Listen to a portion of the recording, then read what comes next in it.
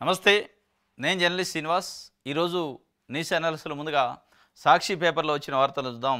మళ్ళీ షాక్ ఇచ్చిండట చంద్రబాబు నాయుడు గారు. ఎవరికంటే ఆంధ్రప్రదేశ్లో ఉన్న ప్రజలకి ఏరి కోరి ఓట్లేసి అధికారంలో కూర్చోబెడితే ప్రజలకి షాకుల మీద షాకులు ఇస్తాడు. ఈ షాక్ ఏంటంటే కరెంట్ షాకు. విద్యుత్ బిల్లులు, విద్యుత్ ఛార్జీలు 15,484 కోట్ల రూపాయలు ఇప్పటికే పెంచి ఉన్నారు. ఆ పెంచిన దానిపైన Telugu Desam party media, Telugu Desam party social media ఇది జగన్మోహన్ రెడ్డి పాపం అన్నారు. అయిపోయింది, సింపుల్గా ఒడిన పడ్డరు. అంటే అది ఒక మాట చెప్పి తప్పించుకున్నారు. సరే, మరి అది అయిపోయింది. ఇప్పుడేంటి మరి?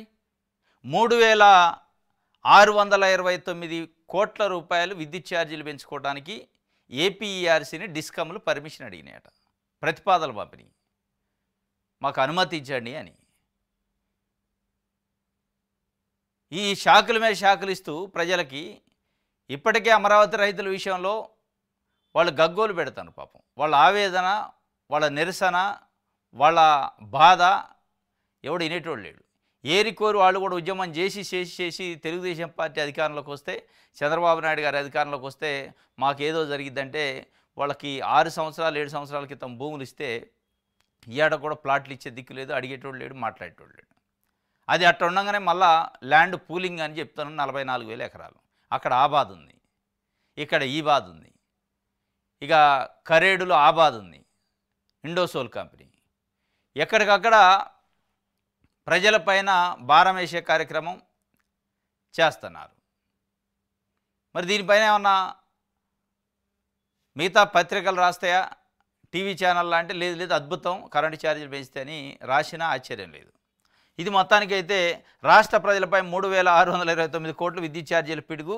ఏపీఆర్సీకి ప్రతిపాదనలు పంపిన విద్యుత్ పంపిణీ సంస్థలు. కూటమి అధికారంలోకి వచ్చిన తొలి ఏడాది కాలానికి సర్దుబాటు ఇప్పటికే 15,485 కోట్లకు పైగా భారాన్ని మోపిన చంద్రబాబు సర్కారు అధికారంలోకి వస్తే విద్యుత్ ఛార్జీలు పెంచాం, ఇంకా తగ్గిస్తామన్న బాబు మాట తప్పి ఏకంగా 19,115 కోట్లు విద్యుత్ ఛార్జీల బాధలు. సూపర్ 6 అమలు చేయలేక, సంపద సృష్టించలేక అడ్డదారిలో వసూళ్లు. వాస్తవంగా చంద్రబాబు నాయుడు గారు చెప్పారు. అంటే ఏం చెప్పారంటే, ఎన్నికల్లో మేము అధికారంలోకి వస్తే విద్యుత్ ఛార్జీలు పెంచం, ఇంకా తగ్గించే అవకాశం కూడా ఉంటే తగ్గిస్తాం అని చెప్పిండు. తగ్గించుడు దేవుడు ఎరుగు, పెంచకుండా ఉండాలని ఇలా ప్రజలు కోరుకుంటున్నారు. అంటే జనరల్గానే విద్యుత్ ఛార్జీలు, కరెంటు ఛార్జీలు అంటే చంద్రబాబు నాయుడు గారికి విద్యుత్ ఛార్జీలకి మరి అది సంబంధం బాగున్నట్టుంది. అది ఎప్పుడన్నా శాపమా తెలియదు. ఆ రెండింటికి చంద్రబాబు అంటే విద్యుత్ ఛార్జీలు అంటే చంద్రబాబు పెంచే దాంట్లో. విద్యుత్ కాల్పులని జరిగినాయి. అప్పట్లో ఉమ్మడి ఆంధ్రప్రదేశ్ ఉన్నప్పుడు రెండోసారి ముఖ్యమంత్రిగా చంద్రబాబు నాయుడు గారు అయినప్పుడు బషీర్బాగు దగ్గర కాల్పులు జరిగి కొంతమంది చనిపోయారు. కొంతమందిని ఆయన పోలీసులు కాల్పుల్లో చంపేశారు. చంద్రబాబు నాయుడు గారు ముఖ్యమంత్రిగా ఉన్నప్పుడు విద్యుత్ ఛార్జీల పెంపుకు నిరసనగా రాజకీయ పార్టీలు, అప్పుడు డాక్టర్ వైఎస్ రాజశేఖర రెడ్డి ప్రతిపక్ష పార్టీ నాయకుడు, ఆయన ఆధ్వర్యంలో ఆయన ఇంకా కొంతమంది కమ్యూనిస్టు పార్టీలు కలిసి, కాంగ్రెస్ కమ్యూనిస్ట్ పార్టీలు కలిసి నిరసన వ్యక్తం చేస్తారు. నిరసన పైన చెదరగొట్టే కార్యక్రమం, నిరసనని చెడగొట్టే కార్యక్రమంలో పోలీసులు కాల్పులు జరిపారు. ఇక అప్పటి నుంచి ఆయనకి శాపం లెక్క ఎంటాడుతూనే ఉంది. విద్యుత్ ఛార్జీలతోనే 2004లో అదొక ప్రధాన అంశం ఓడిపోవడానికి. అదే అంశంతోనే ఉచిత విద్యుత్ డాక్టర్ వైఎస్ రాజశేఖర రెడ్డి తీసుకొచ్చిండు. జలయజ్ఞము, ఉచిత విద్యుత్, ఈ 2 స్కీములతోనే 2004లో కాంగ్రెస్ పార్టీ అధికారంలోకి వచ్చింది రాజశేఖర రెడ్డి ఆధ్వర్యంలో.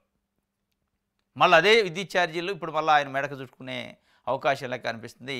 విద్యుత్ ఛార్జీలు పెంచిండు 3,629 కోట్లు. ఇక ఆయన అధికారంలోకి వస్తే మేము పెంచం, అవసరమైతే తగ్గిస్తాం అనేది ఉటిదే అయిపోయింది ఆ మాట. కాబట్టి ఇప్పటికైనా చంద్రబాబు నాయుడు గారు సమీక్ష చేసుకోవాలి, పునరాలోచన చేసుకోవాలి.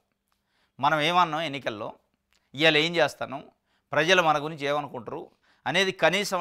ఎందుకంటే మీకు 2004కు ముందు ముఖ్యమంత్రిగా ఉన్నప్పుడు మీకు ఉమ్మడి ఆంధ్రప్రదేశ్లో ఈ షాక్ తగిలింది, విద్యుత్ షాక్. మీరు ప్రజలకి విద్యుత్ షాక్ ఇస్తున్నారు అనుకుంటున్నారు, మీకు ప్రజలు విద్యుత్ షాక్ ఇస్తారు ఓట్ల రూపంలో. కాబట్టి గమనించుకొని దీన్ని సమీక్ష చేస్తే బాగుంటుంది. దీనిపైన కనీసం పవన్ కళ్యాణ్ గారు అయినా మాట్లాడాలి. మరి ఆయన ఎక్కడ మాట్లాడినట్లేడు. అసలు ఆయన మాట్లాడితే వార్తలు వేయట్లేదో తెలియదు. కానీ ఏబిఎన్, ఇది మన ఆంధ్రజ్యోతి, ఈనాడు పేపర్ కానీ దాంట్లో వార్త ఉంటుంది ఆయన గురించి. ఎప్పుడు ఉంటుందంటే జగన్మోహన్ రెడ్డి ఏదైనా మాట అంటే వస్తుంది బ్యానర్ ఐటము, ఫోటో వేసి, తప్ప ఇక మిగతా ఇది ఉంటుంది. మరి అదొక బాధ ఉన్నట్టుంది.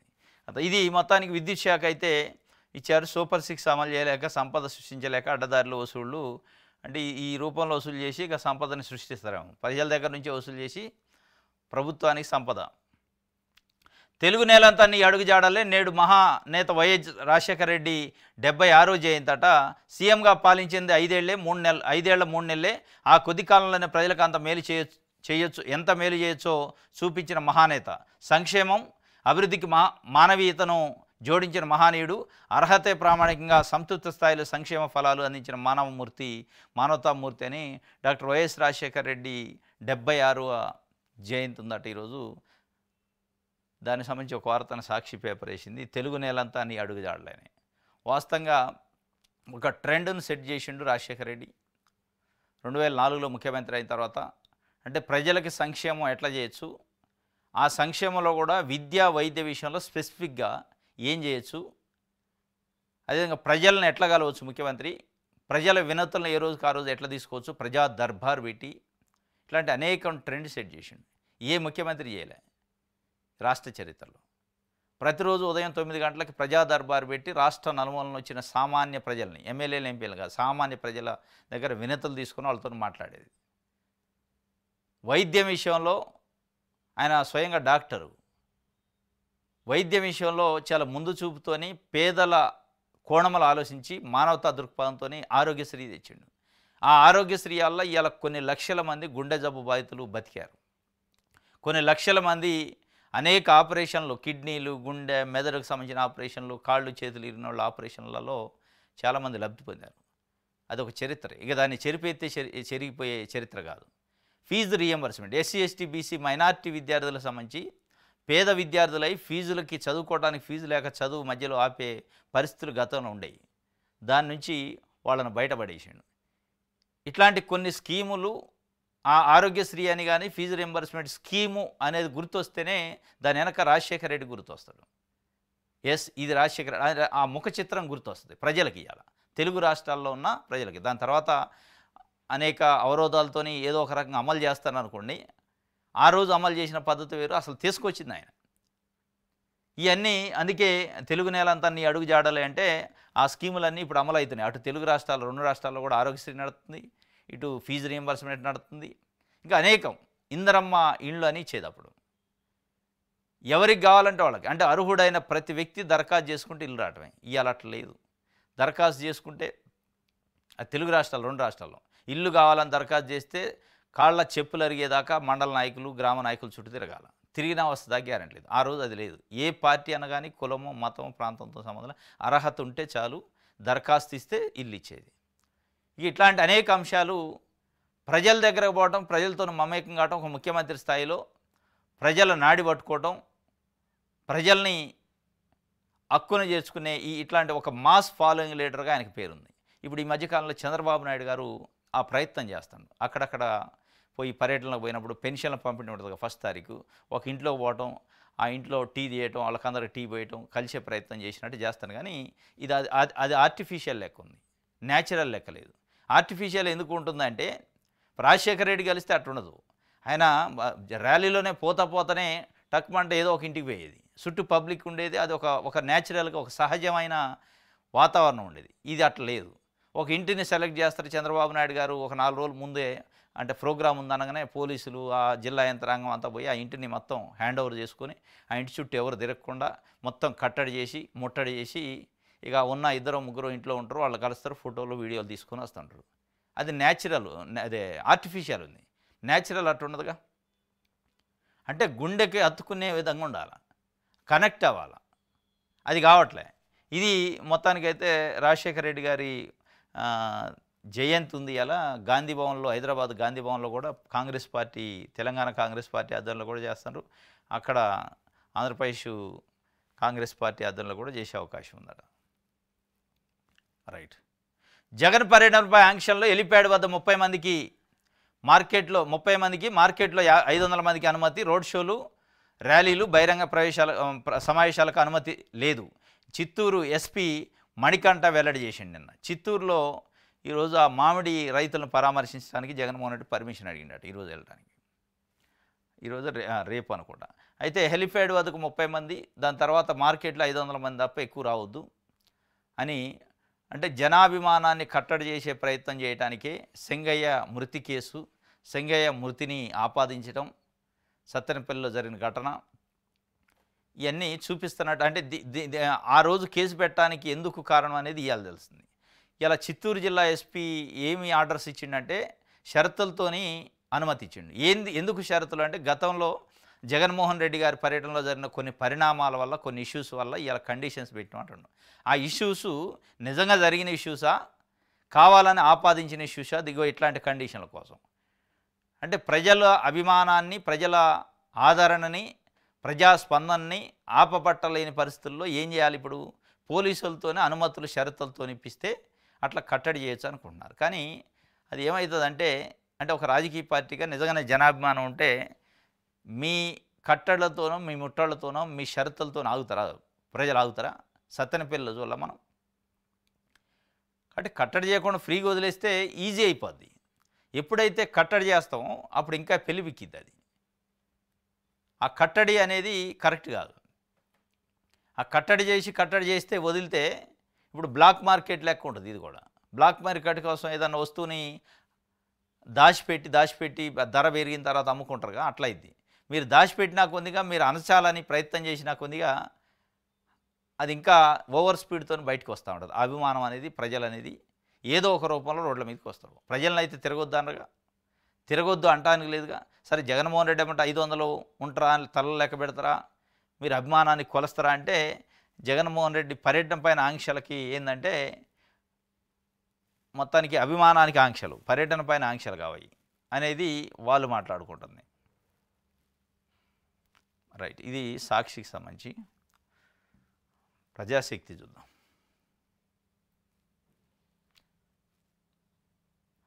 విద్యుత్ ఛార్జీల తిరకాసు, సిపిడిసిఎల్, ఎస్పిడిసిఎల్ 842 కోట్లు ట్రూ ఆఫ్, ఐపిడిసిఎల్ 1226 కోట్లు ట్రూ డౌను, వినియోగదారుల్లో గందరగోళం. అదే ఈ 3629 కోట్లు విద్యుత్ ఛార్జీలు పెంపడం గందరగోళం పెంచి పడేశారు అంతే. ఇంకోటి అమరావతి రైతుల బాధని ఒక వార్త రాసింది ప్రజాశక్తి. 11 ఏళ్ళైనా ప్లాట్లు ఇవ్వలేదు, మళ్ళీ పూలింగ్ అంటూ మోసం చేస్తున్నారు, ప్రజాశక్తితో రాజధాని వాసుల ఆవేదన. 11 సంవత్సరాలు అయింది భూములు తీసుకొని రాజధాని కోసం. వాళ్ళకి ఇవ్వాల్సిన ప్లాట్లే ఇవ్వాలి ఇంతవరకు, మళ్ళీ కొత్తగా పూలింగ్ అని మొదలుపెట్టిన ఈ మోసం ఎక్కడ మోసం? ఎంత ఆవేదన పడుతున్నారంటే అమరావతి ఏరియాలో భూములు పోయిన రైతులు భూములు కోల్పోయి వాళ్ళకి ప్లాట్లు రాక, కేటాయించిన ప్లాట్ ఎక్కడుందో తెలియక, అది పనికిరాని ప్లాట్గా, రిజిస్ట్రేషన్కి పనికిరాని ప్లాట్లు అట్లాంటివి ఇస్తే వాటిని ఆ కాగితాలు పట్టుకొని ఆఫీస్ చుట్టూ తిరుగుతున్నారు. వాళ్ళ ఆవేదన నిండేటోడు లేడు. నిజంగా మీరు అమరావతి ఏరియాలో భూములు పోయిన రైతుల దగ్గర క్షేత్రస్థాయిలో పోయి ప్రతి రైతుని మందలించే ప్రయత్నం, టచ్ చేసే ప్రయత్నం చేస్తే ఒక్కొక్కళ్ళది ఒక్కొక్క గాథ. అక్కడ ఏదో అద్భుతం జరుగుతుంది అన్నట్టు బయటికి చెప్పట్లేదు, కానీ చాలా ఆవేదన ఉంది అమరావతి రైతుల్లో. వాళ్ళు స్వయంగా అంటున్న పరిస్థితి ఏంటంటే, మా నాయకుడు, మా సామాజిక వర్గం, లేకపోతే మా ప్రభుత్వం వస్తుంది, మాకేదో న్యాయం జరిగిద్దంటే అది వాళ్ళ పదవుల కోసం తెచ్చుకున్నట్టుంది, కానీ మా కోసం తెచ్చుకున్నట్లేదు ఆ ప్రభుత్వాన్ని. మాకేమీ ఒరిగింది లేదు, మన లేదు. ఇలా మళ్ళా సంవత్సరం అయింది కొత్తగా అధికారంలోకి వచ్చి కూడా మా సమస్య అట్లే ఉంది. మేము ఉద్యమం చేసింది ఏంది, మేము పోరాడింది ఏంది, మా ప్రభుత్వాన్ని మేము ఓట్లు వేసుకొని గెలిపించుకుంటే మమ్మల్ని మళ్ళీ మోసం చేస్తూ మళ్ళీ ల్యాండ్ పూలింగ్ అంటున్నారు, పాతదేం అట్లే ఉంది సమస్య అని చెప్పి వాళ్ళ ఆవేదన. మా ప్రభుత్వం వచ్చింది, న్యాయం జరుగుతుంది అనుకున్నాం, 3 ఏళ్లలో ఇస్తామన్న ప్లాట్లు 11 ఏళ్ళు అయినా చేతికి రాలేదు. మా ప్రభుత్వం వచ్చింది, ఇక న్యాయం జరుగుతుంది అనుకున్నాం, కానీ ప్రభుత్వం మా వైపు చూడలేదు, 2వ దశ పూలింగ్ అంటూ మళ్ళీ మోసం చేస్తున్నారు. ఇది రాజధాని ప్రాంతంలో రైతుల ఆవేదన. రాష్ట్ర రాజధాని అమరావతి విస్తరణలో భాగంగా 2వ దశలో 20,496 ఎకరాలు తీసుకోవాలని ప్రభుత్వం నిర్ణయించిన విషయం తెలిసిందే. ఈ నేపథ్యంలో మలివిడత పూలింగ్ తలపెట్టిన గ్రామాల్లో ప్రజాశక్తి పర్యటించింది, రైతులతో మాట్లాడింది. ఎక్కువ మంది రైతులు తాము మళ్ళీ మోసపోతున్నామన్న అభిప్రాయాన్ని వ్యక్తం చేశారు. మళ్ళీ పూలింగ్ చేయనున్నట్లు ప్రభుత్వం ప్రకటించడంతో తమ భూముల ధరలు పడిపోయాయని కొందరు రైతులు ఆవేదన వ్యక్తం చేశారు. తాము కోరుకున్న ప్రభుత్వం వచ్చినా న్యాయం జరగడం లేదన్నారు పలువురు రైతులు. పూలింగ్ నిబంధనలు, చట్టాలతో సహా తమకు జరుగుతున్న నష్టాన్ని వివరించారు. నవనగరాల్లో భాగంగా 1640 ఎకరాల్లో కడుతున్న ప్రభుత్వ కోర్ ఏరియా మినహా ఏం చేశారో చెప్పాలని మందడకు చెందిన ఒక రైతు ప్రశ్నించారు. వారు ఏం చేశారో తెలియదు, కోర్టు పేరుతో కొంతమంది రైతులు వంతుల వారీగా ఇంటికి 2 నుంచి 4 లక్షల ఖర్చు చేశామని మరో రైతు చెప్పారు. పూలింగ్ సమయంలో ఉపాధి కోల్పోతామని చెబితే స్వయం ఉపాధి కోసం వడ్డీ లేకుండా 25 లక్షల వరకు రుణాలు ఇస్తామని షెడ్యూల్ 3E పేర్కొన్నారు.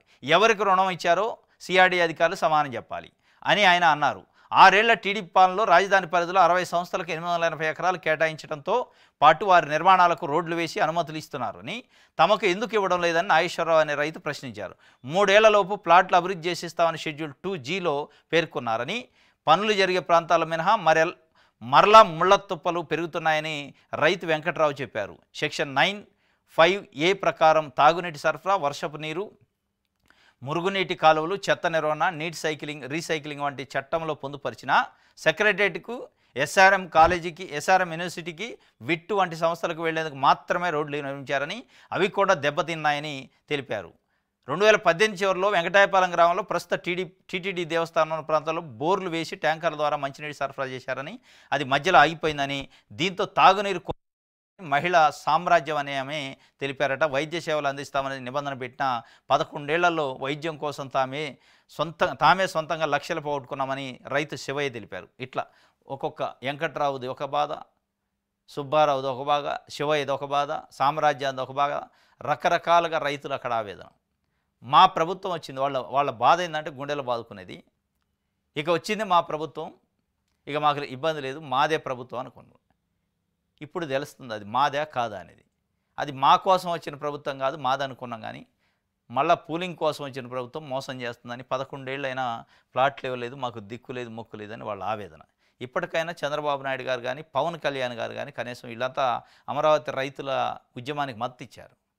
మీరు ఇలా వాళ్ళు పరిష్కరించండి. వాళ్ళు పరిష్కరించే స్థాయిలో ఉన్నారు. మీరు వాళ్ళ బాధను వినండి, వాళ్ళ బాధను పరిష్కరించండి, వాళ్ళకి న్యాయం చేయండి. ఈ న్యాయం చేశాకనే నెక్స్ట్ పూలింగ్కి ముందుకు పోవాలి తప్ప ఇది ఎక్కడే పెట్టి వాళ్ళు ఎక్కడ తెస్తేంది మనం మళ్ళీ గుంజాలి, మళ్ళీ ప్రైవేట్ వాళ్ళకి వాళ్ళు రైతులే స్వయంగా విశ్లేషణ చేస్తున్నారు. మాకు ఇస్తానన్న ప్లాట్లు ఇవ్వలేదు, మాకు ఇస్తానన్న సౌకర్యాలు ఇవ్వలేదు, రోడ్లు లేవు, తుప్పలు పెరుగుతున్నాయి.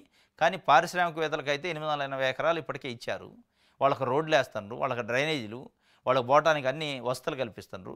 కానీ మరి భూములు త్యాగం చేసిన రైతుల కంటే వాళ్ళు ఎక్కువ అని వాళ్ళు పాపం ఆవేదన వ్యక్తం చేస్తారు. వాస్తవం ఇది. ఎక్కడ పుట్టిన పారిశ్రామికవేత్త, ఎక్కడ పుట్టిన కాలేజీలు, ఎక్కడ పుట్టిన యూనివర్సిటీలు త్యాగం చేసింది రైతులైతే న్యాయం జరిగేది వాళ్ళకే. త్యాగాలు ఒకళ్ళకి, భోగాలు ఒకళ్ళకే. ఏమిస్తున్నారు మీరు? ఇలా మళ్ళా పారిశ్రామికవేత్తలకు కట్టబెట్టే కార్యక్రమం చేస్తున్నారు. ఒకవైపు ఇంకొక వైపు రైతుల నుంచి గుంజుకునే కార్యక్రమం చేస్తున్నారు. దానికి పూలింగ్ అని ముద్దు పేరు పెట్టారు. కాబట్టి చంద్రబాబు నాయుడు గారు కానీ, పవన్ కళ్యాణ్ గారు కానీ, అటు బీజేపీ పార్టీ కానీ ఆలోచించి భూమిని త్యాగం చేయటం అంటే మామూలు విషయం కాదు. భూమిని త్యాగం చేయటం అంటే వాళ్ళ ప్రాణాన్ని ఇచ్చినట్టు లెక్క. అట్లాంటి రైతుకి మీరు గౌరవించాలి, వాళ్ళకి న్యాయం చేయాలి. వాళ్ళని దృష్టిలో పెట్టుకోవాలి తప్ప మీరు ఏ కాడికి పారిశ్రామికవేత్తలు ఎవరు వస్తారో వాళ్ళకి ఎట్లా కట్టబెడదామనే ఆలోచన చేస్తారో అది ప్రజలకు కూడా చేరింది. ఇది అత్యంత ప్రమాదకరం. మీకే ఆలోచించుకోవాలి. రైట్, ఆంధ్రజ్యోతి చూద్దాం. రైట్, పబ్లిక్గా పేకాట, మందు విందులతో జూదగాళ్ల జోరు. రేపెల్లలోని చిన్న గ్రామం వెలమలవారిపాలెం రెవెన్యూ మంత్రి ఇలాకాలో బరితెగింపు. 6 బయట షెడ్లు వేసి రాత్రంతా జూదం. నాన్ వెజ్ వంటకాలు, తాగినంత మద్యం, 5 స్టార్ హోటళ్లకు మించిన విలాసం. జూద గృహాలకు తెలంగాణ నుంచి రాక 40 మంది సొంత బలగంతో కాపలా. పోలీసుల ప్రేక్షక పాత్ర దీంతో మరింత జోషు. మీరే అంటాట మంత్రి ఇలాకా అని. ఇక పోలీసులు ప్రేక్షక పాత్ర ఉండకపోతే ఏముంటుంది? కూటమి ప్రభుత్వంలో జూదం ఉండదు, గంజాయి ఉండదు, అంతా ఉండదు. ఉక్కుపాదం మోపుతున్నాడు చంద్రబాబు నాయుడు. ఏది ఉక్కుపాదం? స్వయంగా రెవెన్యూ మంత్రి అనగాని సత్యప్రసాద్ గారి కాన్స్టిట్యున్సీ అట రేపల్లె. వెలమవారిపాలెం మొత్తం షెడ్లు వేసి గస్తీ పెట్టి నడిపిస్తాడని ఆంధ్రజ్యోతి రాసింది. ఆయన గస్తీ పెట్టి నడిపిస్తాడా? నిజంగా మరి అది ఎవరు నడిపిస్తున్నారు? కానీ సరే, ఎవరు నడిపినా, ఆయన నడిపినా, ఇంకోళ్ళు నడిపినా ప్రభుత్వం బాధ్యత దాన్ని కంట్రోల్ చేయాలి. ప్రభుత్వంకి సంబంధించిన పోలీసులు అటు కన్నెత్తి చూసే పరిస్థితి లేదట. అంటే కూటమి ప్రభుత్వంలో మద్యము, జూదము ఏ రకంగా జరుగుతుందో మనకు అర్థమైంది. నిన్న మొన్న ఇదే ఆంధ్రజ్యోతి, ఈనాడు రాసినాయి. మద్యం, నకిలీ మద్యము తయారు చేస్తారని ఒకటి, ఎంఆర్పి రేట్లు స్టిక్కర్లు వేస్తారని ఇంకోటి, మైనింగ్ విషయంలో, టెండర్ల విషయంలో కూడా జరుగుతున్న అవినీతి అక్రమాలపైన రాశారు. ఇవన్నీ కూడా ఒక రకంగా మాఫియా. ఈ మాఫియాకి మరి తెలుగుదేశం పార్టీ ఆశ్రయిస్తుంది. ఆశ్రయించకుండా నిజంగానే తెలుగుదేశం పార్టీ మద్దతు లేకపోతే ఈ జరుగుతాయా? నడవు కదా. ఇంకోటి ఇది ఒక భాగం. దీన్ని ఎట్టి పరిస్థితుల్లో కూటమి ప్రభుత్వం కంట్రోల్ చేయాలి. ఈ పేకాట జూదం అనేది వన్స్ అలవాటు పడితే ఆ సంపాదనకు అలవాటు పడ్డాడు కానీ, లేకపోతే ఆడటానికి అలవాటు పడ్డాడు కానీ కుటుంబాలు కూలిపోవడం తప్ప ఇక వేరే ఏం లేదు. కాబట్టి ఈ జూదామును దయచేసి కనీసం పవన్ కళ్యాణ్ గారైనా మార్పు కోసం రాజకీయాల్లోకి వచ్చినా అన్నాడు, ఆయనని స్పందించాలి ఈ జూదం ఏందనేది. ఇంకోటి ఏంటంటే ఇంకొక వైపు ఈ కాయనకు వన్ సైడ్ ఇది, ఇంకొక సైడ్ అనగాని సత్యప్రసాద్ పైనే రేపెల్ అనే విలేజ్ని తీసుకొని రాసిండు.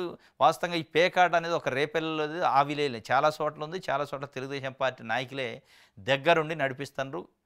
వాళ్ళ కనుసన్నల్లో పోలీసులు రాకుండా కంట్రోల్ చేస్తూ నడిపిస్తున్నారు. అవి ఈ రాయలా ఇదేందుకు రాసిండు, అది ఆంధ్రజ్యోతిలో.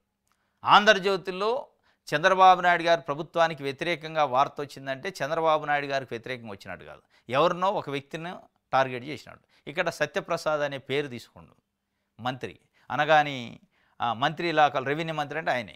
రెవెన్యూ మంత్రి పేరు తీసుకోవడానికి కారణం ఏంటంటే రెవెన్యూ రచ్చ అని ఆయన ఒక వార్త రాసింది, ఆయన టార్గెట్ చేస్తున్నాయి. రాసిన తెల్లారో మూడో రోజు రెవెన్యూ పైన సమీక్ష జరిగింది. ఆ అనగాని సత్యప్రసాద్ ఆంధ్రజ్యోతి రాసిన రెవెన్యూ రచ్చ గురించి చూపించిండట చంద్రబాబు నాయుడు గారికి. వైసీపీకి లాభం జరిగేలాగా ఆంధ్రజ్యోతి వార్త రాస్తుందంటే నీకు తెలవదులేదు దాని వెనకున్న కథ అని ఆయన సంజాయించిండట. లేదు అది మనకే లాభం జరిగింది, నాకు ఆయనకే తెలుసు, ఏమూరు రాధాకృష్ణకే నాకు తెలుసు, కొన్ని వార్తల అర్థాలు అపార్థాలు ఏముంటాయి అనేది నీకు తెలియదు అన్నట. ఆయన నేను అయ్యాలనన్నా ఆటలో అరటిపండు అవుతూ నువ్వు, వాళ్ళిద్దరి సంబంధం నీకు తెలియదు, నువ్వు ఆ సామాజిక వర్గం కాదు, నువ్వు ఒక బీసీ బిడ్డవి, నిన్ను ఆటలో అరటిపండు చేస్తారు, ఇక ఆటలో అరటిపండే పేకాటలో అరటిపండు చేశారు. ఇక దానికోసం రాసిండా అనేది అర్థం. నిజంగానే పేకాట విషయంలో రాస్తే తప్పులేదు, పేకాట జరిగితే కంట్రోల్ చేయాలి. చాలా చోట జరుగుతుంది, ఒక రెవెన్యూ మంత్రి ఇలాకాలనే జరగట్లే, చాలా చోట జరుగుతుంది. అన్ని విషయాలు రాసి ఉండి ఇది రాస్తే ఎస్ ఇది కరెక్టే ఆంధ్రజ్యోతి రాసింది అనుకోవచ్చు. పేకాట జరిగేది కరెక్ట్ ఉండొచ్చు, ఆడ జరుగుతున్నది కరెక్ట్ ఉండొచ్చు, దాని వెనకైనా మనుషులు ఉండొచ్చు, నేను కాదంటలే.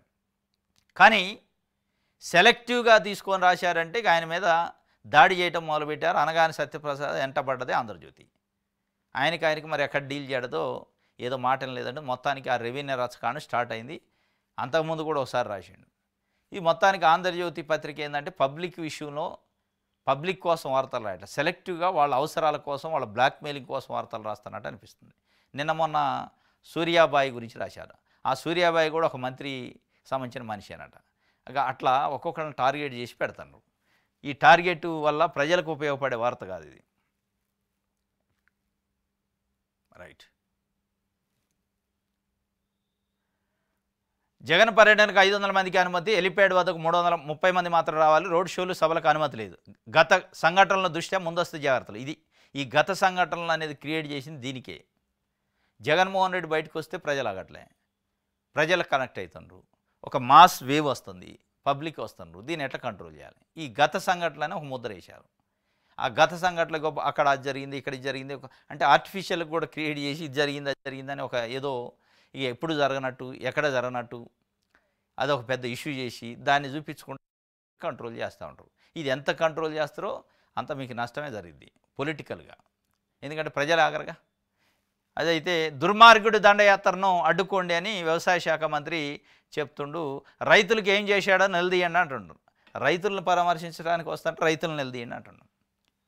రైతులను నిలదీయడానికి అలా ఆయన ప్రభుత్వంలో లేడు కాబట్టి రైతులను పరామర్శించడానికి వస్తాడు. దుర్మార్గుడు అయిపోయినాడు జగన్మోహన్ రెడ్డి అచ్చెన్నాయుడు గారికి. దుర్మార్గుడి దండయాత్ర ఎట్ట చేస్తాడు అంటున్నాడు.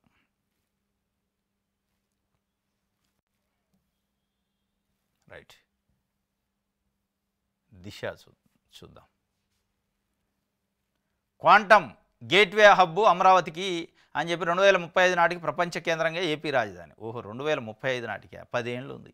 ఇక అయాల రాజుడు రెడ్డోడు మళ్ళీ అయ్యాలంటే నేను ముఖ్యమంత్రిగా 2035 దాకా నన్ను నుంచి ఉంటే నేను చేసి ప్రపంచ రాజధాని అట. ప్రపంచం అవసరం, ఆంధ్రప్రదేశ్ రాజధాని చేయండి. ప్రపంచానికి రాజధానులు చాలా ఉన్నాయి, ప్రపంచ రాజధాని ఎందుకు మాకు, కేవలం ఆంధ్రప్రదేశ్ రాజధాని చేయండి.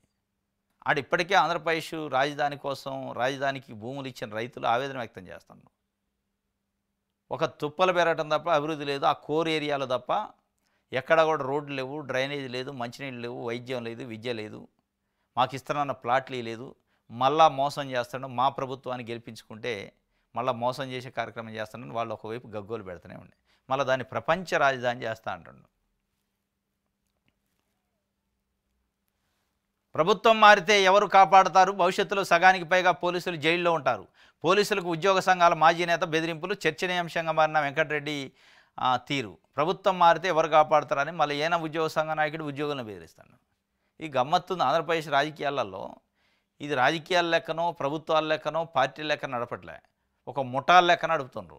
మా ముఠా ఇప్పుడు మా ముఠా చేతిలో ఆయుధాలు ఉన్నాయి, మా ముఠా చేతిలో పోలీసులు ఉన్నారు, కాబట్టి మేము ఏదైనా చేస్తామని ఇలా తెలుగుదేశం పార్టీ అంటది. రేపు వైఎస్ఆర్సీపీ వచ్చిందనుకో, మా ముఠా చేతిలో మాది ఒక ముఠా, మా గ్యాంగ్ చేతిలో మొత్తం పవర్ ఉంది కాబట్టి మిమ్మల్ని ఏదైనా చేద్దాం. ఇదే జరుగుతుంది. ప్రజాస్వామ్యయుతంగా ప్రజల కోణంలో పరిపాలన జరుగుతున్నాడు అనిపించలే. మరీ ముఖ్యంగా ఈ మధ్యకాలంలో కూటమి ప్రభుత్వం వచ్చాక అది ఎక్కువైపోయింది. దానికి మరీ ఇంకా ఘోరం ఏంటంటే కొన్ని పత్రికలు టీవీ ఛానళ్ళు తానా అంటే తందానా అనే పరిస్థితి. ప్రజాస్వామ్య స్ఫూర్తికి విరుద్ధంగా స్వయంగా కోర్టులు, సుప్రీంకోర్టు, హైకోర్టు లాంటి ఇన్వాల్వ్ అయ్యి కూడా చెబుతున్నారు ఏం ఎఫ్ఐఆర్లు చేస్తున్నారు, ఏం కేసులు పెడుతున్నారు. రిమాండ్కి కొన్ని రూల్స్ ఉంటాయి, ఆ రూల్స్ను పాటించకపోతే అవసరమైతే రిమాండ్ విధించిన మేజిస్ట్రేట్ను కూడా డిపార్ట్మెంటల్ ఎంక్వైరీ చేస్తాం, కోర్టు కంటెంప్ట్ ఆఫ్ కోర్టు కింద కూడా కేసు బుక్ చేస్తామని కూడా చెప్పే పరిస్థితికి వచ్చింది. అంటే మరి ఏ స్థాయిలో ఈ ముఠా రాజకీయాలు ఉన్నాయి అనేది అర్థమవుతుంది. ఈయన ఉద్యోగ సంఘం నాయకుడు, ఆయన బెదిరిస్తాడు పోలీసుల్ని, ప్రభుత్వం మారితే ఎవరు కాపాడతారు మిమ్మల్ని అంటుండు. రైట్, విషయాలు అందరూ. దోపిడీ ఇంకెన్నాళ్ళు? కార్పొరేట్లకు పాలకులు దాసోహం. పెద్ద ఎత్తున భూ కేటాయింపులు, బలవంత భూసేకరణ. దశాబ్దాలు గడిచిన కానరాని పరిశ్రమలు, నిరుపయోగంగా వేల ఎకరాల భూములు, రైతు నోట్లో మట్టి. పారిశ్రామిక అభివృద్ధి పేరుతో బడా పెట్టుబడిదారులకు, కార్పొరేట్ కంపెనీలకు ప్రభుత్వాలు పెద్ద ఎత్తున భూములు కేటాయించడం పరిపాటిగా మారింది. అది కాంగ్రెస్ ప్రభుత్వం అయినా, టీడీపీ ప్రభుత్వం అయినా, వైసీపీ ప్రభుత్వం అయినా మినహాయింపు కాదు. పేదలకు నివసించడానికి కనీసం 2 సెంట్ల స్థలం ఇవ్వలేని పాలకులు పారిశ్రామికవేత్తలకు మాత్రం వందల వేల ఎకరాలు కట్టబెడుతున్నారు. అది కూడా పంటకు అనువైన భూములను రైతుల నుంచి బలవంతంగా లాక్కుంటున్నారు. రైతులకు మాత్రం మొండి చేయి చూపిస్తున్నారు. రాజధాని అమరావతి నిర్మాణం కోసం కావచ్చు, పరిశ్రమల పేరుతో కావచ్చు, భూములు మాత్రం బలవంతంగా లాక్కుంటున్నారు. తాజాగా రాజధానిలో మరో 44,000 ఎకరాల భూ సమీకరణకు నెల్లూరు జిల్లా కరేడులో ఇండోసోల్ కంపెనీకి 8,000 ఎకరాలకు పైగా భూములు తీసుకునేందుకు కూటమి ప్రభుత్వం సిద్ధపడింది. రైతులు పెద్ద ఎత్తున తిరుగుబాటు చేసినా పడుచుకోవట్లేదు. సరేలే, పరిశ్రమలు వస్తాయని ఇష్టం లేకపోయినా రైతులు భూములు ఇచ్చినా ఆ కంపెనీలు మాత్రం ఒక్క ఇటుక పెట్టిన పరిస్థితి కనిపించలేదు. దశాబ్దాల క్రితం భూములు తీసుకున్న కంపెనీలే కనీసం ప్రహరీ గోడ కూడా నిర్మించిన పరిస్థితి రాష్ట్రంలో చాలా చోట్ల కనిపిస్తుంది. అసలు విషయానికి వస్తే, పరిశ్రమ ఏర్పాటు కోసం విజయనగరం జిల్లా ఎస్కోట మండలంలో Jindal south west aluminium limited 2007 June 28న నాటి ప్రభుత్వం 1166 ఎకరాల భూమి కేటాయించింది. ఇందులో 985 ఎకరాలు ప్రభుత్వ భూమి, డీ పట్టా భూమి ఉండగా కంపెనీ స్వయంగా 180 ఎకరాలు ప్రైవేట్ భూమి కొన్నది. 1166 ఎకరాలు ఎక్కడ అంటే విజయనగరం జిల్లా ఎస్కోట మండలంలో జిందాల్ కంపెనీకి కేటాయించారట 2007లో. ఈ ఆట కూడా ఆడొక్క ఇటుక పెట్టలే. దేనికి కేటాయించింది? డీ పట్టా భూమిని ప్రభుత్వం ఉచితంగా పారిశ్రామికవేత్తల వాళ్ళు పరిశ్రమలు పెడతారు, ఉద్యోగాలు వస్తాయని చెప్పింది. పరిశ్రమ లేదు, ఉద్యోగం లేదు, భూమి అయితే పోయింది. అదే భూమిని పేదోళ్ళు ఏదన్నా తలా ఒక 2 సెంట్లు ఇవ్వండి సార్, మాకు ఇల్లు లేదు, ఉండటానికి గూడు లేదు, కట్టుకోవడం లేదు, రూల్స్ ఒప్పుకో అంటారు. ఏంది అసలు ఈ భూదోపిడి ఇంకెన్నాళ్ళు? ఏ ప్రభుత్వం వచ్చినా, అది కాంగ్రెస్ ప్రభుత్వమా, తెలుగుదేశం ప్రభుత్వమా, వైఎస్ఆర్సీపీ ప్రభుత్వమా, లేదా బీజేపీ ప్రభుత్వం, ఎనీ పొలిటికల్ పార్టీ ప్రభుత్వం అధికారంలోకి వచ్చిన తర్వాత వాళ్ళ ప్రధాన ఎజెండా, ప్రభుత్వం అధికారంలోకి రాకముందు ఈ రాజకీయ పార్టీలు ఏం హామీలు ఇస్తాయి? ప్రజల కోణంలో ఇస్తాయి. మీకు ఇల్లు లేకపోతే ఇల్లు కట్టిస్తాం, ఇళ్ళ జాగ లేకపోతే ఇళ్ళ జాగిస్తాం, పెన్షన్లు ఇస్తాం, రైతులకు అది ఇస్తాం, ఇది ఇస్తాం, తల్లులకి ఇస్తాం, తల్లికి వందనం, ఈ హామీలు ఇస్తారు. ఈ హామీలలో ఎక్కడో కూడా మేము పారిశ్రామికవేత్తలకు మీ భూములు తీసి వాళ్ళకి ఇస్తామని చెప్పరు. ఇది దోపిడీ. హామీలు మేనిఫెస్టోలో ఉంటాయి, ఈ దోపిడీ మేనిఫెస్టోలో ఉండదు. ఎప్పుడైతే కుర్చీలో కూర్చుంటారో ఇచ్చిన హామీలు మేనిఫెస్టోలో పక్కన పడేస్తారు. అవి అప్పుడప్పుడు ఏదో ఇస్తున్నట్టు చేస్తారు. ఇది ప్రధాన ఎజెండాగా ఉంటుంది. భూములను దోపిడీ చేసి ఇంకోళ్ళకి ఇవ్వటం పారిశ్రామికవేత్తలకి. అది 2007లో 1166 ఎకరాలు తీసుకుంటే ఈ ఏడాది కూడా ఒక ఇటుక పెడ్డ పెట్టలే. మళ్ళీ రివర్స్ తీసుకుంటారంటే తీసుకోరు. ఇది ఎలా? అది అమరావతి రాజధాని పేరుతో కానీ, ఇండోసోల్ కంపెనీ కానీ ఈ మధ్యగా జరుగుతున్నాయి, అనేకం జరుగుతున్నాయి దశాబ్దాల కాలం నుంచి. దీనికి ఒక ముద్దు పేరు ఏం చెప్పారంటే గ్లోబలైజేషను, ప్రైవేటీకరణ, పెట్టుబడిదారులు రావాలి అంటారు. ఇక దీన్ని మనం వ్యతిరేకించడం అనుకో, పెట్టుబడిదారులు రావద్దా, పెట్టుబడులు రావద్దా, ఎవరికి కావాలో పెట్టుబడులు. ఏం పెట్టుబడులు, ఎవరి కోసం ఈ పెట్టుబడులు? రాజకీయ నాయకులకి పారిశ్రామికవేత్తలకి సంబంధించి వాళ్ళిద్దరి మధ్యలో ఉన్న సంబంధాల కోసం పెట్టుబడుల, నిజంగా ప్రజలకు ఉపయోగపడే పెట్టుబడుల? ప్రజలకు ఏ రూపంలో మీరు తెచ్చిన పెట్టుబడులు, అది కాంగ్రెస్ కావచ్చు, వైఎస్ఆర్సీపీ కావచ్చు, తెలుగుదేశం పార్టీ కావచ్చు, మీరు తెచ్చిన పెట్టుబడులు, మీరు ఇచ్చిన భూముల వల్ల ప్రజలకు ఒరిగింది ఏంది, వనగూరింది ఏంది? చెప్పగలుగుతారా ఏ నాయకుడైనా? చెప్పలేరు. ఇది ఇలా జరుగుతుంది. ఇంకెన్నాళ్ళు ఈ దోపిడీ అంటే, భూదోపిడీ ఇంకెన్నాళ్ళు అంటే ప్రజలు మేల్కోనంత వరకు ఉంటుంది. ప్రజలు మేల్కొని ఇట్లాంటి భూదోపిడీ పార్టీలను కళ్ళ ముందు కనపడుతుందిగా, తెలుగుదేశం, వైఎస్ఆర్సీపీ, బీజేపీ, కాంగ్రెస్ పార్టీలు ఇప్పటికే వాళ్ళు అధికారం చేపట్టినప్పుడు ఎట్లా ఉంటున్నారు, ఏ రాష్ట్రంలో ఎట్లుంది, ఎట్లా భూదోపిడీ చేశారో కనపడుతుంది. ఆ పార్టీలకు ఓట్లు వేయకుండా, ఆ పార్టీలని అధికారంలోకి రాకుండా చేస్తే అప్పుడు దోపిడీ ఆగింది. మనం ఎన్నుకునేదే దోపిడీదారిని అయినాక ఇక ఇంకెన్నాళ్ళు అంటే దోపిడీదారిని ఎన్నుకున్న రోజులు దోపిడీ ఉండదు. అట్లా కాకుండా దోపిడీ చేయని వాళ్ళని ఎన్నుకోండి. ప్రజల దగ్గర ఉంది ఇది ఆయుధం, ప్రజల దగ్గర పెట్టుకొని ఆయుధాన్ని వాడకుండా ఎవరైతే దోపిడీ చేస్తారో, మన నెట్ట నిలువున దోపిడీ చేసి మన భూములు గుంజుకుంటున్నారో వాళ్ళకే ఉరికురికిపోయి ఓట్లేస్తున్నాక దోపిడీ ఎట్లాగిద్ది? కాబట్టి దోపిడీ పార్టీలకి, దోపిడీ చేస్తున్న పార్టీలకు ఓట్లు వేసినంత కాలం దోపిడీ ఉంటూ ఉంటుంది. ఎప్పుడైతే ప్రజల చైతన్యం వచ్చి వీళ్ళు దోపిడీదారులను ముద్రేసి మనం ఓట్లు వేయకుండా ఉంటే అప్పుడు దోపిడీ ఆగింది. గమ్మత్తుగా ఉంటుంది. ఈ పార్టీ వచ్చినప్పుడు ఆ పార్టీ వచ్చినప్పుడు ఈ పార్టీని విమర్శించుకోండి. దోపిడీ చేసిండు, 1,00,000 కోట్లు సంపాదించాడు, 10,000 కోట్లు సంపాదించాడు, 20,000 కోట్లు సంపాదించాడు, ఆ కుంభకోణం ఈ కుంభకోణం. ఏ కుంభకోణం నుంచి ఏమి రాదు. వీళ్ళు దోపిడీదారులే, వాళ్ళు దోపిడీదారులే. తెలుగుదేశం ఉన్నప్పుడే వైఎస్ఆర్సీపీ విమర్శించింది, కాంగ్రెస్ విమర్శించింది. కాంగ్రెస్ ఉన్నప్పుడే వీళ్ళిద్దరు కలిసి విమర్శిస్తారు. లేదా తెలుగుదేశం ఉంటేనే ఇంకో పార్టీ విమర్శించింది, వైఎస్ఆర్సీపీ. దోపిడీ చేస్తాడు. మరి ఎడిపోతుంది ఈ దోపిడీ అంతా? మీరు అంటున్న దోపిడీ సొమ్ము ఎవరి దగ్గర ఉంది, ఎటు వచ్చింది, ప్రజలకు ఏమన్నా వచ్చింది? ఆ దోపిడీ చేసింది గుంజకొచ్చి పెట్టారా? ఇదే చంద్రబాబు నాయుడు గారు అంటాడు కదా, ఇదే కూటమి అన్నది కదా. జగన్మోహన్ రెడ్డి 5 సంవత్సరాలు విధ్వంసం చేసిండు రాష్ట్రాన్ని అన్నాడు. మద్యము, మాఫియా, శాండు, మైండు, ల్యాండు అన్నాడు. మరి ఎడిపోయింది ఆ దోపిడీ చేసిందంత 1 ఇయర్ అయింది, ₹1 కూడా రికవరీ కాలేదుగా. అట్లాంటి రికవరీకి సంబంధించి ఎందుకు చట్టాలు చేయరు? మీకు చిత్తశుద్ధి ఉంటే రాజకీయ పార్టీలు అంటే చెయ్యరు. దోపిడీ చేసిన, అవినీతి అక్రమాలు చేసి సంపాదించిన సొమ్ముని, అది అధికారైనా రాజకీయ నాయకుడిదైనా తీసుకొచ్చి ముక్కుబట్టి గుంజి ముక్కుకు తాడేసి గుంజకొచ్చి మళ్ళీ డబ్బుల్ని ప్రభుత్వ ఖజానాలో వేసే చట్టాలు ఎందుకు తీరు అంటే తేరు. ఎందుకంటే నువ్వు పోతే నేను పోతే నువ్వే, ఇద్దరమే కాదు ఉండేది, మనమే కదా రాజకీయ పార్టీలు. నేను సంపాదించుకున్నప్పుడు నువ్వు విమర్శించు, నువ్వు సంపాదించినప్పుడు నేను విమర్శిస్తా. కానీ చట్టాలు అయితే చేయొద్దు రికవరీకి, మళ్ళీ ఎవరి వాళ్ళే సేఫ్గా ఉండాలా అని మీరు అనుకున్నట్టే కదా. చెయ్యరు ఈ రాజకీయ పార్టీలు. దోపిడీ కోసం ఉన్న రాజకీయ పార్టీలు కాబట్టి ఆ చట్టాలు చేయరు. దోపిడీ కోసం లేని రాజకీయ పార్టీలు ఏమైనా లెఫ్ట్ పార్టీ లాంటివి ఏమైనా ఉంటే వాళ్ళు ఏమైనా చట్టాలు చేస్తే చేస్తారు. కానీ వాళ్ళకి చట్టాలు చేయడానికి వీళ్ళు ఓట్లు వేయరు. జనం ఓట్లు వేసేందుకు దోపిడీదారికి ఫైట్ చేయాల్సిందే వీళ్ళు. ఇది ఇలా దోపిడీ ఇంకెన్నాళ్ళు అంటే దోపిడీదారులు ఓటు వేసిన రోజులు ఉంటుంది. రైట్. విశాలాంధ్ర ఆంధ్రప్రభ చూద్దాం. రాజకీయ ముసుగులో నేరస్తులు ఆట కట్టించాలి. ఇగో ఇదే రాజకీయ ముసుగులో నేరస్తులు ఆట కట్టించాలను. రాజకీయ ముసుగులో అవినీతి అక్రమాలు చేసి లక్షల కోట్లు సంపాదిస్తున్న వాళ్ళని ఆట కట్టియద్దా? అది చెప్పడు. ఇటు ఏనాయనా అటు ఆయనైనా ఇది చెప్పరు. రాజకీయ ముసుగులో ఒక సామ్రాజ్యాన్ని ఏళ్తున్నారు మీరు, ఆర్థిక సామ్రాజ్యాన్ని.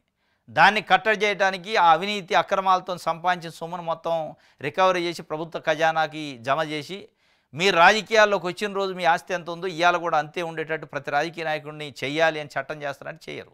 ఇవన్నీ డైలాగులు ఉట్టిటి. రాజకీయ ముసుగులో రాజకీయ నేరస్తులుంటే ఆటగట్టి మీరు ఆర్థిక నేరస్తులుగా. మరి మీరందరూ ఇప్పుడు రాజకీయ పార్టీల్లో ఇప్పుడు అధికారాన్ని ఎలగబెడుతున్న పార్టీలు అన్నీ కూడా ఆర్థిక నేరస్తుల కిందనే అవుతారు. ఎక్కడి నుంచి వచ్చినాయి మీకు ఈ పెద్ద పెద్ద బంగళాలు, ఫామ్ హౌజులు, 1000 ఎకరాలు, 100 ఎకరాలు, లక్షల కోట్లు? రాజకీయ ముసుగులో ఆర్థిక నేరస్తులు ఉండొచ్చా? నేరస్తులు ఉండకూడదంటే కానీ ఆర్థిక నేరస్తులు ఉండొచ్చట. ఇంకోటి అన్నదాత సుఖీభావ నిధులు వస్తున్నాయట. 18న ముహూర్తం, మొత్తం 20,000. అదే రోజు పీఎం కిసాన్ నిధులు రైతు ఖాతాల్లో తొలి విడతలో 7,000 జమ. కేంద్రం 2,000, రాష్ట్రం 5,000. 47 లక్షల మందికి పైగా రైతులకు లబ్ధి. 47,77,000 మంది రైతులకి ఈ నెల 18న ముహూర్తం అట. ఆ ముహూర్తం కూడా వీళ్ళు ఫిక్స్ చేసింది కాదు, కేంద్రం నుంచి డబ్బులు వస్తే అదే ముహూర్తం అనుకుంటున్నారు. కేంద్రం అన్నదాత సుఖీ పీఎం కిసాన్ యోజన అని ఇస్తుంది కదా, వాళ్ళు ఇస్తేనే నేను ఇస్తానే నా మంకు పట్టి కూర్చుండు. చంద్రబాబు నాయుడు గారు. ఎందుకు 1 ఇయర్ అయిపోయింది, ఫస్ట్ ఇయరే కొట్టిండు. మరి అన్నదాత సుఖీభవ నేను వస్తే 20,000 ఇస్తా, నేను వస్తే 20,000 ఇస్తా అన్నాడు. జగన్మోహన్ రెడ్డి 13,500 ఒక రైతుకి ఇచ్చిండు. నేను వస్తే 20,000 ఇస్తా అన్నాడు. అంటే 13,500కి ఇంకొక 6,500 నేనే కల్పిస్తా అన్నాడు. ఎన్నికల్లో గెలిచాక అబద్ధం ఆడిండు. ఆ అబద్ధం బయటపడకుండా ఉండటం కోసం ఇప్పుడు పీఎం కిసాన్ ఎప్పుడు వేస్తే అప్పుడు వేస్తా అంటాడు. ఏంది దాంట్లో ఉన్న అబద్ధం అంటే, రైతులకు ఏం చెప్పిండంటే 13,500 జగన్మోహన్ రెడ్డి ఇచ్చిండు కదా, దానికి 6,500 స్టేట్ గవర్నమెంట్ కల్పిస్తాడు. ఇవాళ అదంటలే, 6,000 కేంద్రం ఇస్తుంది కదా, అవి కలిపి నేను 20,000 ఇస్తా అంటాడు. అంటే 14,000 రూపాయలు ఇస్తాడు, 500 రూపాయలు ఎక్కువ ఇస్తాడు జగన్మోహన్ రెడ్డి ఇచ్చిన దానికంటే. ఇక దాన్నే నేను ఇస్తానని చెప్పుకోవడానికి ఇది ఒక ప్రచారం తప్ప, 18 రోజు ముహూర్తం అట, మొత్తం 20,000 అట, దాంట్లో 7,000 రూపాయలు రేపిస్తారట. దాంట్లో కేంద్రాన్ని 2,000, రాష్ట్రాన్ని 5,000. రైట్, ఇది ఆంధ్రప్రభ. ఇది ఈరోజు న్యూస్ అనాలిసిస్. రేపు తాజా వార్తలతో తిరిగి కలుసుకొని. Thank you.